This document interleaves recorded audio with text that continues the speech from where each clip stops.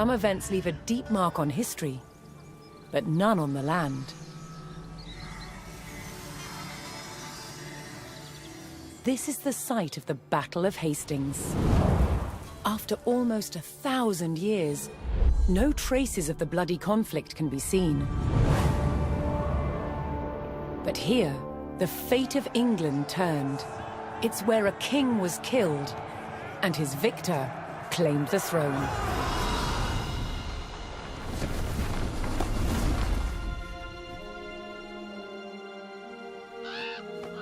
October 14th, 1066.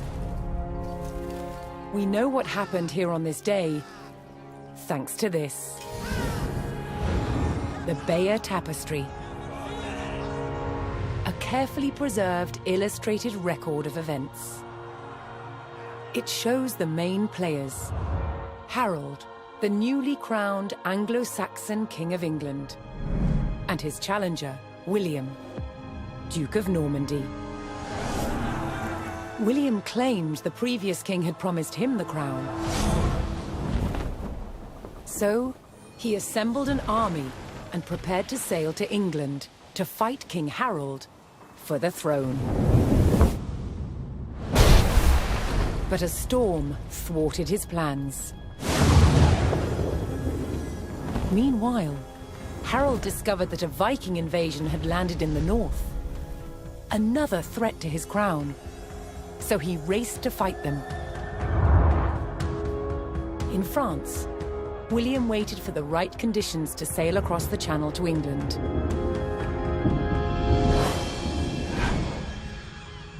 The weather cleared.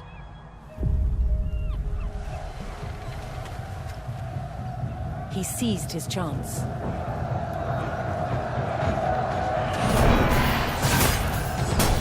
"250 miles north, Harold had defeated the Vikings.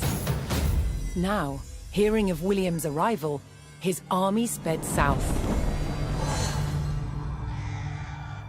At 9 o'clock in the morning, on this hill, William's Norman army were ready to do battle with Harold's Anglo-Saxon men.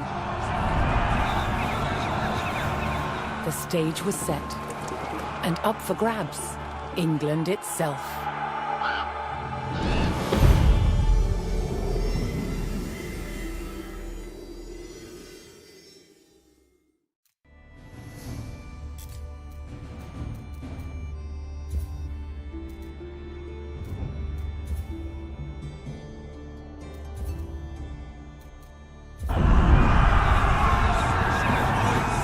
Battle of Hastings, the death of one man changed the course of history.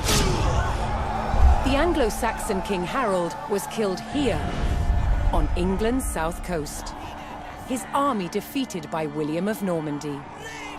Anglo-Saxon rule was over forever.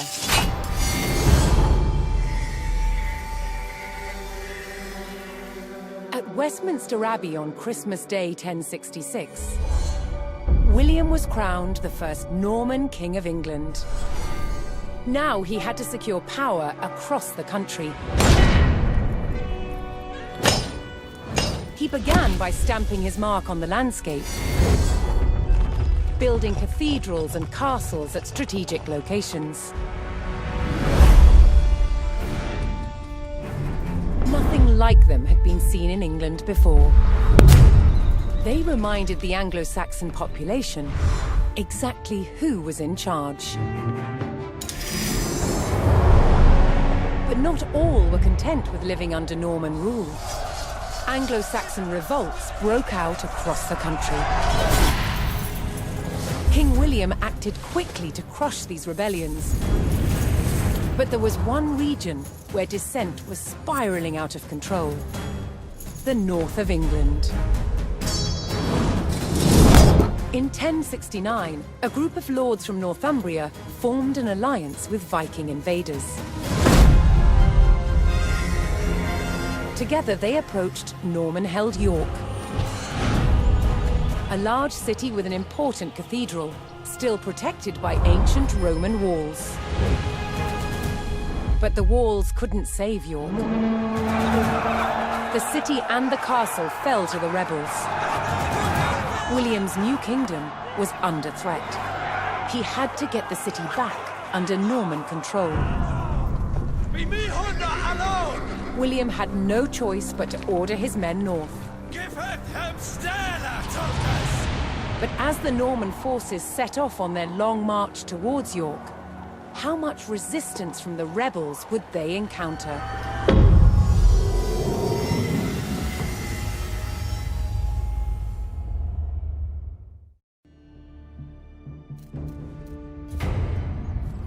One weapon more than any other dominated warfare in the Norman period: the crossbow.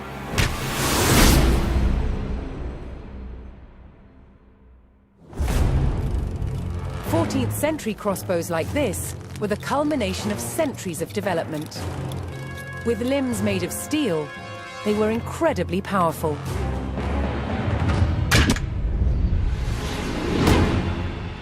But earlier Norman crossbows had limbs made of wood.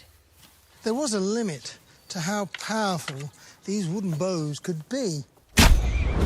So the idea that Norman crossbows were a powerful weapon is really a myth. Despite this, they were effective at medium range, and that was enough in battle. Drawing the bow repeatedly took a lot of strength. Thankfully, help was at hand. A crossbowman spanned his weapon with a device called a belt and claw. This gave him extra leverage, allowing him to use his back and legs to draw the string.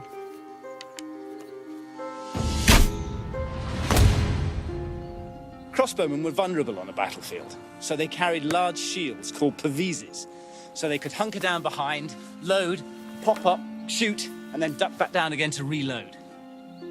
Crossbows were accurate, took less training, and used cheaper ammunition than the longbow. Most importantly, you could wait to take your shot, so they were perfect for siege situations. To protect crossbowmen when they were defending castles, they used specially built wooden galleries, called hoardings. But shooting down towards an approaching enemy presented its own problems. How to stop the bolt from falling off the crossbow before it could be shot? What they did is just place the thumb loosely on the top of the bolt, which is just enough with light pressure to hold it in place. Around 1200, the Norman wooden crossbow was superseded by a new design, the composite bow. With limbs made from horn and sinew, they could be made more compact than a wooden bow. And they could deliver up to 4 times the punch. They were, however, more expensive. So whether on the battlefield or the castle rampart, simple wooden crossbows remained the main weapon of the day.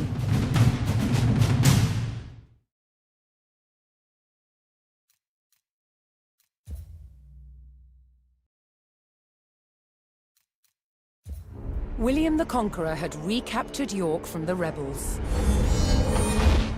Now he wanted to teach them a lesson for defying him.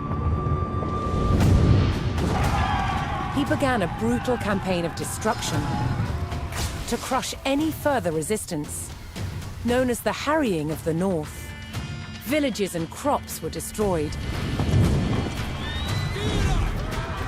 It is said 100,000 people were killed. With ruthless efficiency, William the Conqueror had secured obedience in his new kingdom. But it wasn't to last. It would be thrown into chaos by his own children.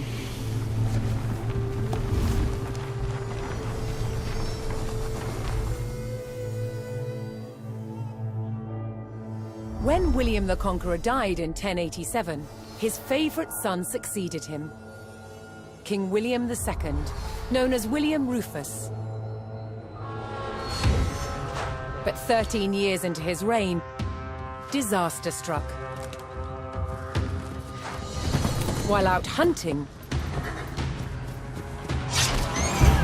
he was killed.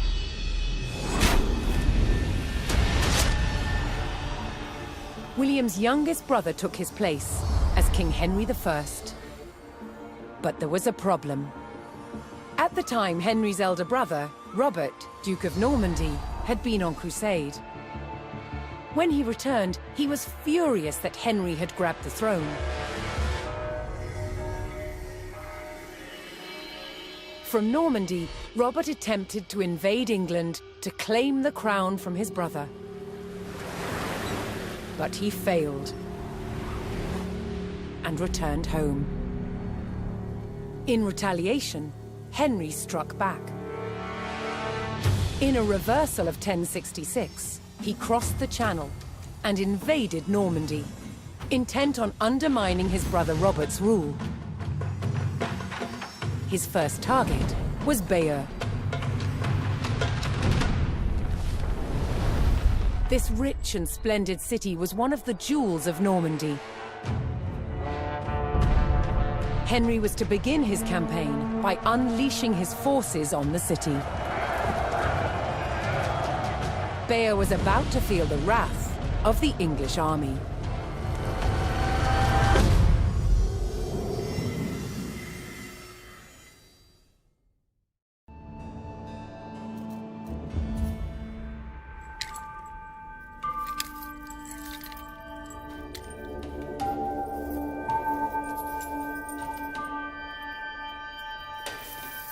By 1100, the medieval knight was dressed from head to toe in mail. Mail is really like a metal fabric. It moves and behaves like a cloth, but is actually made of hundreds and thousands of interlocking iron rings. It could turn and deflect a sword blade. As an armor, mail didn't work all by itself. It needed the addition of a padded coat. The coat absorbed the shock of the blow, whilst the mail turned away the cut. Together, they formed an incredibly effective protection.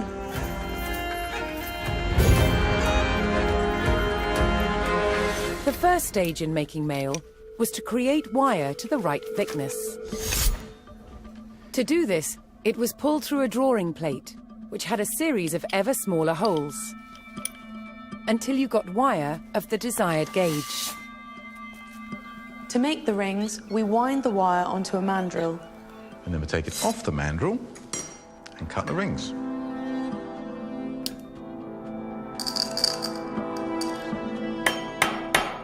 So I've flattened the overlapping ends of the ring and I've pierced a hole through it. And now Nick has to put a rivet in it. The basic construction of mail would be a ratio of 4:1. So each ring goes through 4 of its fellows.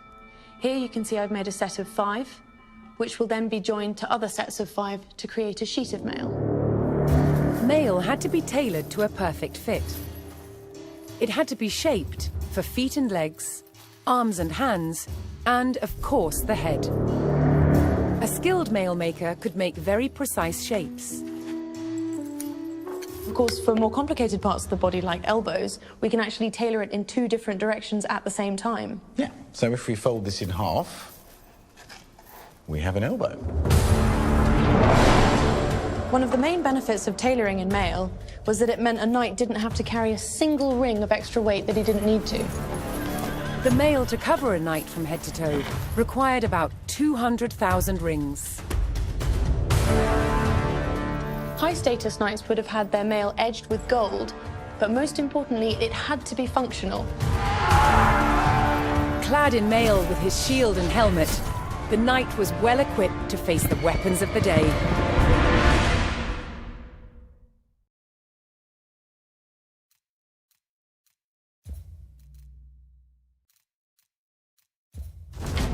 While Bayeux burned, King Henry pressed his advantage.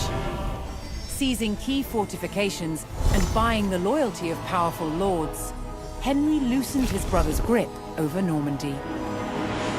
At Tinchebray in 1106, brother would fight brother for final claim to their father's lands.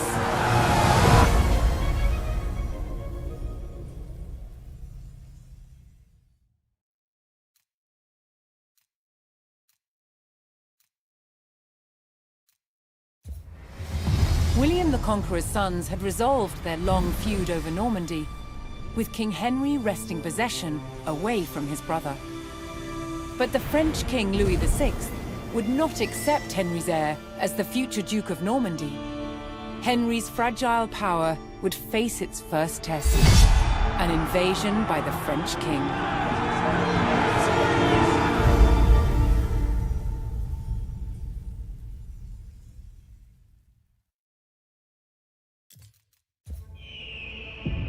Norman domination over England was marked by their imposing castles and new laws. But one passion of theirs also impacted the land: hunting.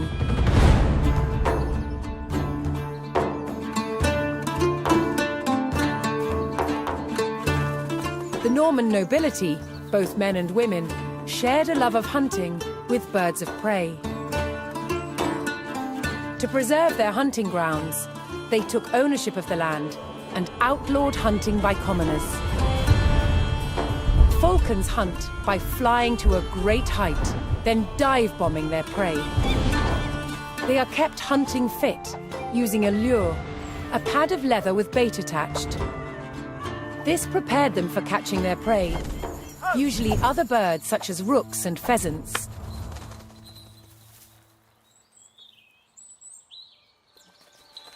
While out hunting, a falcon might give chase to its prey far from the party. So, riders would follow them cross-country on horseback to witness the action. After a falcon had caught its prey, it was fed and would not fly again that day. This meant many birds had to be taken on a hunt to keep the nobility entertained.